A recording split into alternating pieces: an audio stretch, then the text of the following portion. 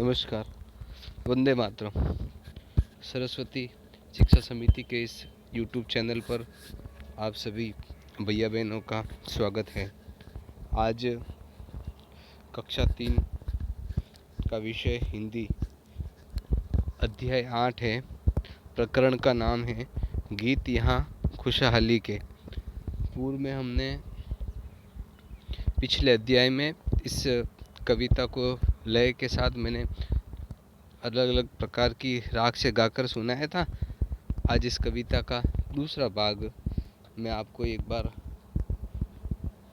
वाचन करके सुनाऊंगा और इसके बाद इसका भावार्थ समझाया जाएगा।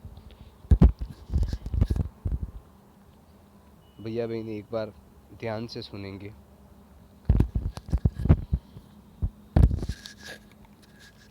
जिस तरह कृषक अपने खेत में खेतीबाड़ी का काम करता है तो उस समय खुशहाली के वो गीत हमारे लिए लिखता है। इस कविता के माध्यम से किसान की जीवनी के ऊपर या किसान के जो कार्यकलाप होते हैं उसके बारे में इस कविता के माध्यम से जानकारी दी गई है। सुनेंगे आप सभी। वन बागों में झूले बंधते जब पेड़ों की डाली से, हल्की नोक लिए लिखते हम गीत यहाँ खुशहाली के। पर्वत पर से नदी उछलती मैदानों में आती है, हरियाली की चूनर धानी खेतों में लहराती है। मोती जैसे दाने हंसते हर गेहूं की बाली के, हल्की नोक लिए लिखते हम गीत यहाँ खुशहाली के। उत्पादन की अलख जगाती फसलें सभी जवानों में, चौपालों पर झांझ मजीरे बजते नए तरानों में।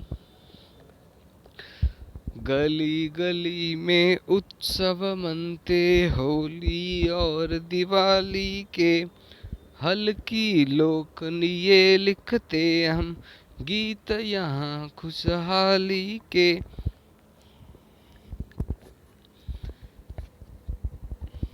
आज इस कविता का पार्ट 2 है, दूसरा भाग है, जिसको मैंने आपके सामने गाकर सुनाया है। भैया बहन इसका ज़्यादा से ज़्यादा कविता को गाकर और घर में भैया बहनों को भी सुनाए, माताजी पिताजी को भी ये कविता सुनाए। एक बार इसका दोहरान करूँगा, फिर इसका भावार्थ समझाऊंगा।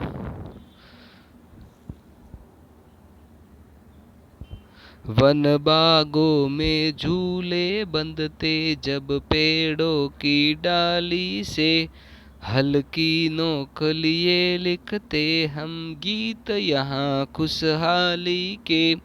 पर्वत पर से नदी उछलती मैदानों में आती है, हरियाली की चूनर धानी खेतों में लहराती है। मोती जैसे दाने हंसते हर गेहूं की बाली के, हल्की नोक लिए लिखते हम गीत यहाँ खुशहाली के। उत्पादन की अलख जगाती फसलें सभी जवानों में, चौपालों पर झांझ मजीरे बजते नए तरानों में। गली गली में उत्सव मनते होली और दिवाली के, हल्की नोक लिए लिखते हम गीत यहाँ खुशहाली के। हल्की नोक लिए लिखते हम गीत यहाँ खुशहाली के। प्रथम पाठ का भाग प्रथम की कविता का भावार्थ मैंने आप सभी को सुना दिया था। अब इसका आगे का भावार्थ मैं आपको समझाऊंगा।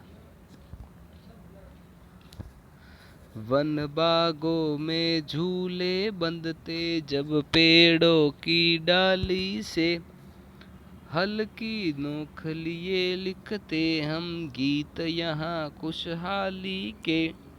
सावन का जब महीना आता है, चारों तरफ हरियाली छाती है, तब वन और बागों में झूले बनते हैं। रस्सियों से आपने देखा होगा ग्रामीण परिवेश में लंबे लंबे पेड़ों पर झूले बनते हैं।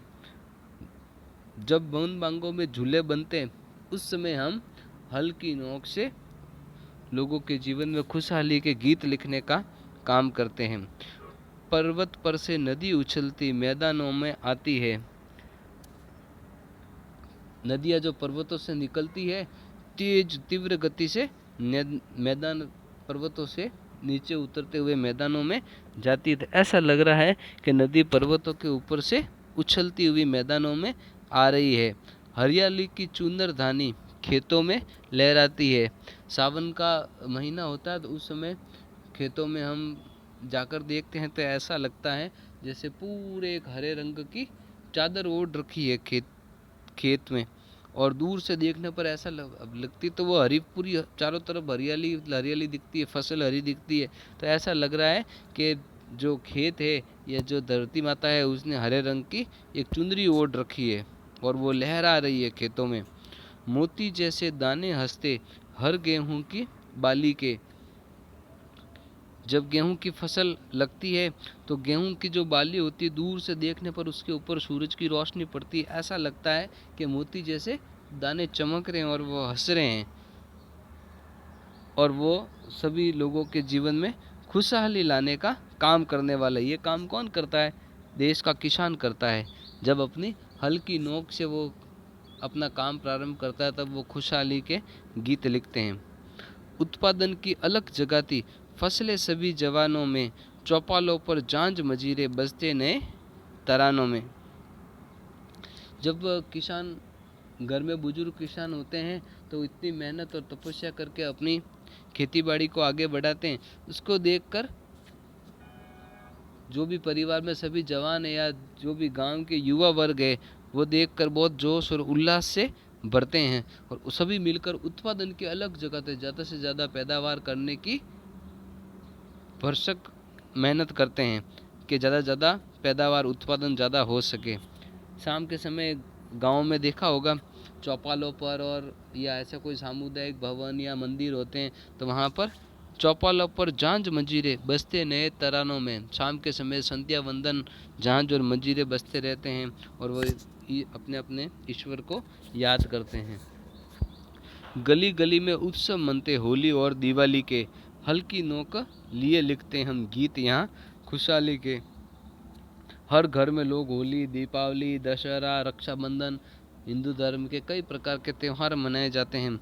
उस समय भी किसान हल्की नोक को लेते हुए अपना कार्य प्रारंभ करता रहता है, निरंतर अपने काम को गति देता रहता है। किस लिए? हम सभी लोगों के जीवन में खुशहाली आए, इसलिए किसान निरंतर प्रयास करता रहता है। इस कविता में हमने पढ़ा और सीखा और ये समझा कि जो एक कृषक होता है, किसान होता है, वह भी अपनी मातृभूमि के लिए बहुत कुछ करता है। वह दिन भर सर्दी, गर्मी, बरसात हर ऋतुओं में अपने किसान अपने खेत के अंदर मेहनत करता है, पैदावार उत्पादन करता है, फसलें उगाता है और वो फसलें जब पर्याप्त मात्रा में उसका पैदावार होती है तो वह हमारे बीच में पहुंचती है। तो वह भी खुशहाली के गीत। यदि किसान खेती करना ही बंद कर देगा तो हमारे जीवन में खुशहाली कहाँ से रहेगी? तो कहने का मतलब यही है कि हमारे जीवन में खुशहाली के हमको आनंदित करने के लिए हमारा जीवन व्यवस्थित रूप से चले, इसके गीत लिखने का काम किसान करता है। जब किसान अपना काम व्यवस्थित करता है तो बाकी का सभी लोगों का जीवन भी अपने हिसाब से आनंदित होकर चलता रहता है। भैया बहन इस कविता को पढ़ेंगे, इसका भावार्थ समझने का प्रयास करेंगे।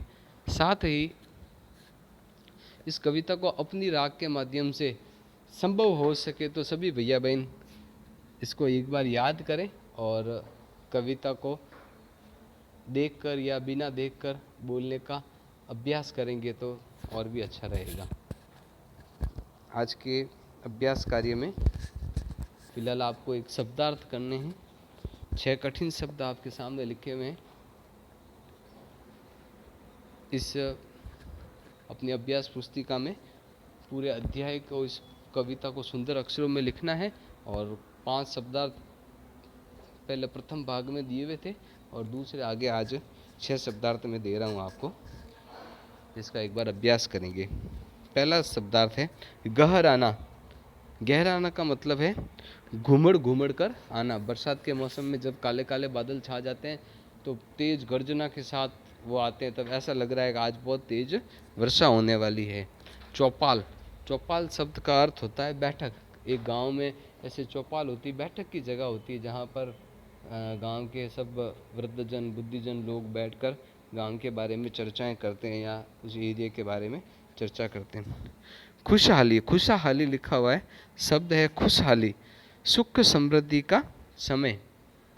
जीवन में खुशहाली तब आती है जब सुख, चारों तरफ से सुख रहता है, समृद्धि रहती है, तो ये सुख समृद्धि का समय।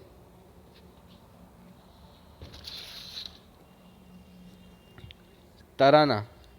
किसी भी गीत की लय। किसी भी गीत की लय निकलता है तराना शब्द से। तराना शब्द का अर्थ होता है गीत की लय। और घटा बादल का एक पर्यायवाची शब्द है। बादल का पर्यायवाची शब्द है जिसे हम घटा भी कहते हैं।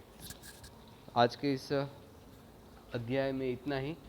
आज इस कविता का भाग 2 मैंने आपको करवाया है।